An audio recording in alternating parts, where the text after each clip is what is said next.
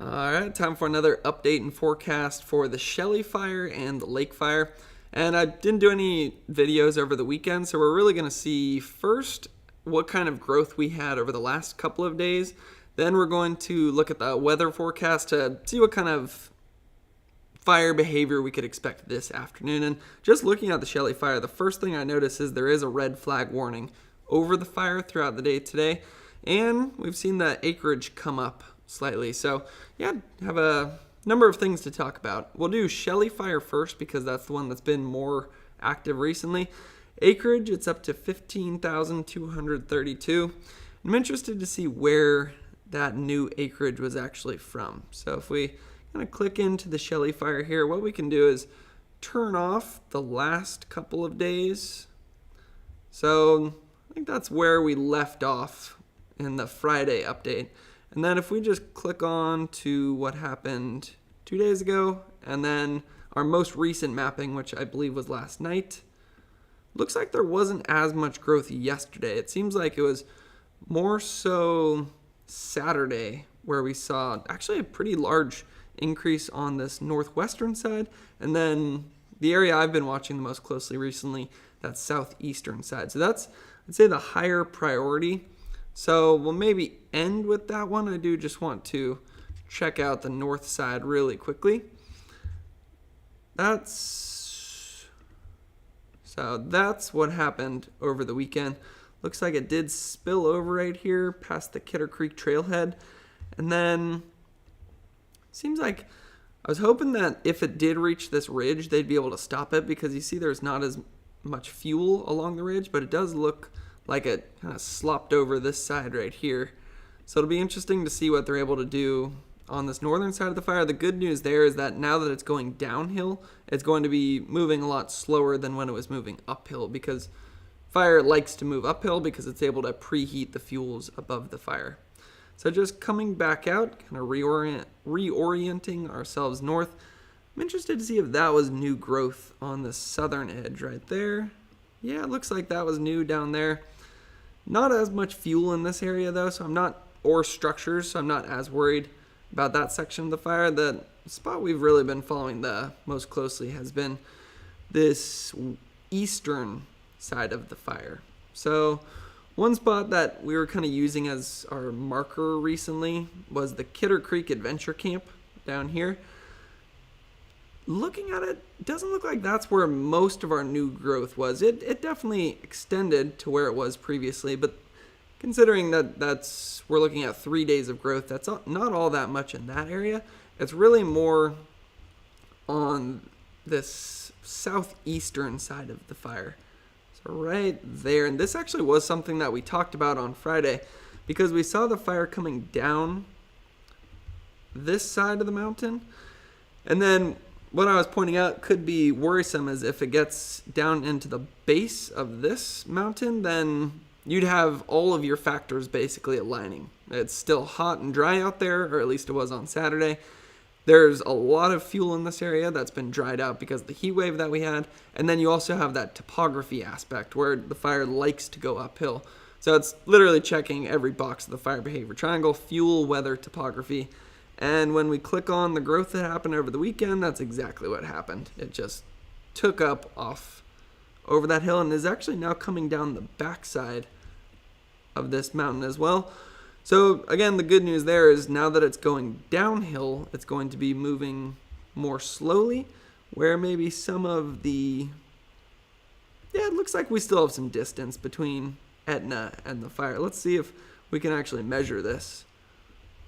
Curious to see. We'll go from probably right about there to fire. Looks like that's about 2.6 miles. So that's actually a pretty good amount of space. And I mean, based on this side, we were measuring that about a half mile to the Kidder Creek Adventure Camp 5 days ago, and it's maybe only moved like 0.1 or 0.2 since we did that. And I listened to one of the recent updates, and they said that yesterday they had more favorable weather conditions, so they went and basically threw everything that they had on this side of the fire. They had hand crews on it, dozers, aerial attack, all kinds of stuff. And when we look at some of the operations that they're doing, do have lines just all over the place as well. So maybe that's the next thing we could look at, because when you see containment 3%, that might worry you. It doesn't sound like it's very much, but when we look at all the different lines that they have around this fire, you can feel a bit better than just hearing that 3% number. So not as much on the western side of the fire. That looks just like the fire's in the red, which means uncontained perimeter, and then you're not seeing a lot of those kind of crisscross X lines that you see all over this east side. What those X's mean is those are dozer lines. And then if you see a line with an H, that would be a hand line. It does look like they put in all sorts of lines yesterday on that southeastern side of the fire that we just were looking at on the Google Earth imagery. What I noticed though is that it's not just one line. So if we kind of zoom in here, you have your primary line, which is directly against the fire and hopefully just stopping it in its tracks. And then you have your secondary line, or what you could call your alternate line. And then you actually have a third line behind that, which you could call your contingency line. So even if you were to get a burning ember over this one, then we have a backup. And then if it were to somehow get over that one, we have another backup. So that's some of the encouraging news, is that there's lots of resources on this fire and they've been putting in a lot of good work. And the weather cooperated yesterday. I'd say the weather today is a bit of a wild card. So that is something that we're definitely going to be talking about. So just back to here, I just want to look at the fire progression map, because they added something to this map that I think is a great visual.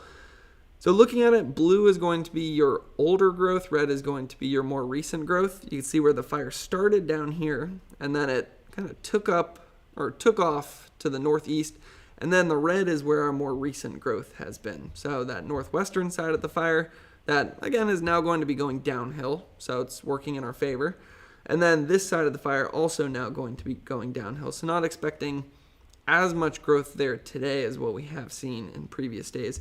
This is the new chart that they added though, and I love it because you can easily see July 3rd to July 6th, there wasn't very much growth. And then the fire kind of took off on July 8th. We had very hot, dry conditions that day.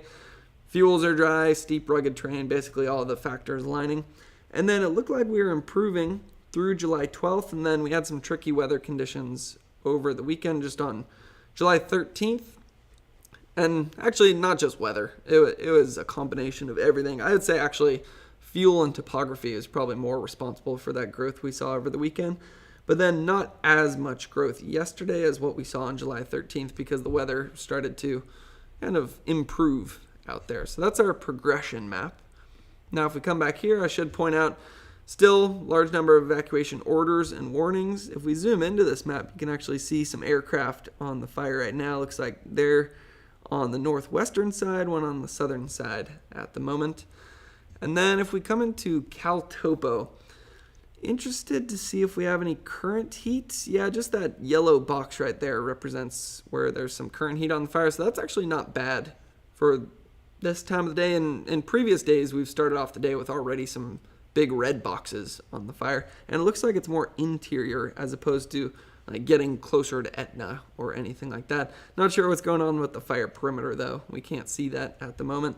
Just looking at where the structures are on this fire, just so you get an idea of why this is still, I'd say, my top priority when it comes to following fires. It's kind of hard to see because you can't tell where the perimeter is, but yeah, clearly we have a large number of structures, and especially on that southeastern side of the fire where we have seen more of the recent growth recently.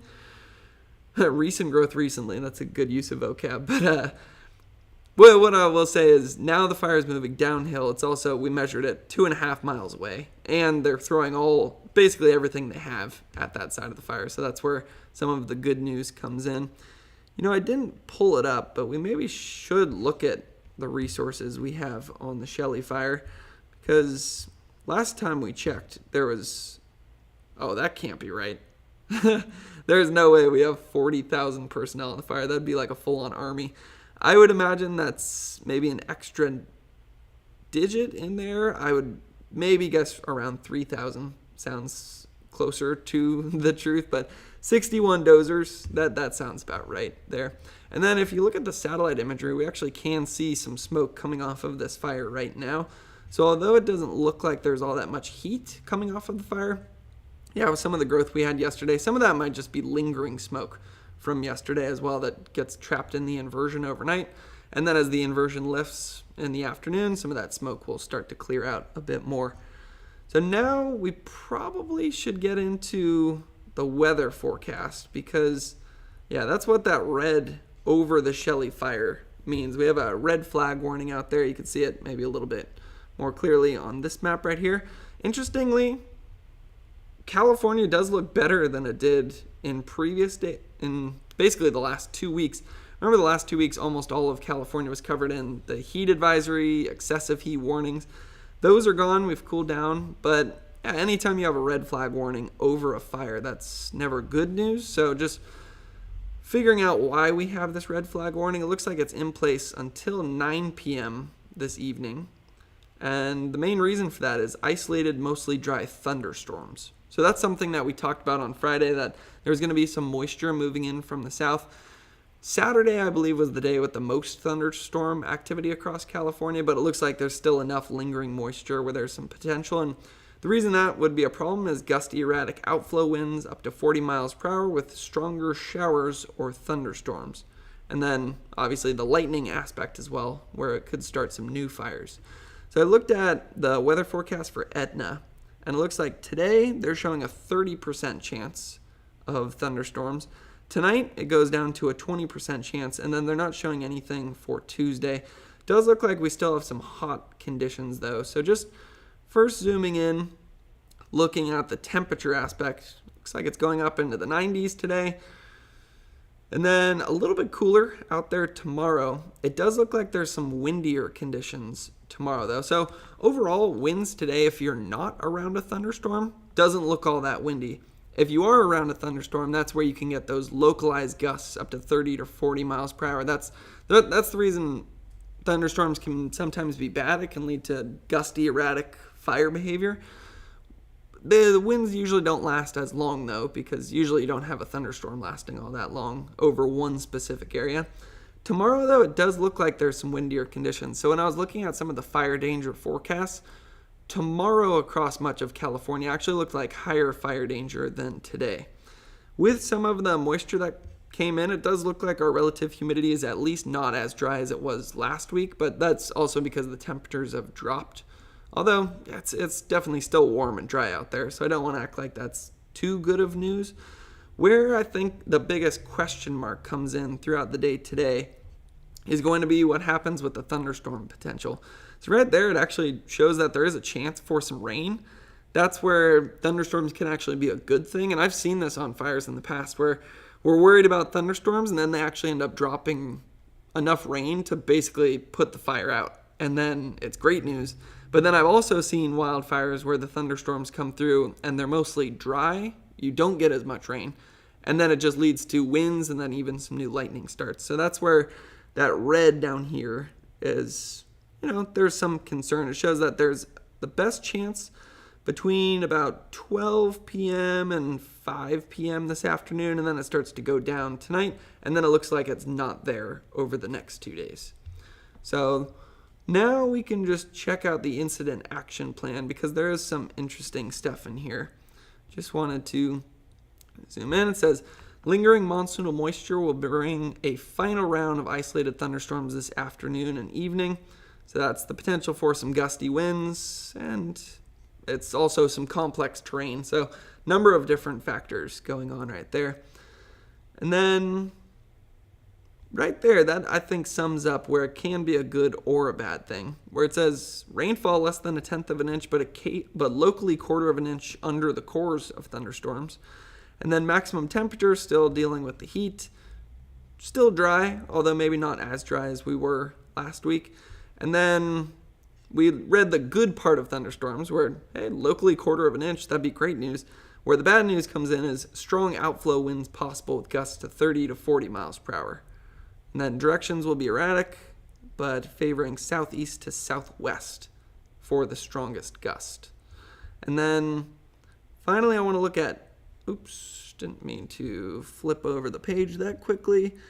Looking at tomorrow.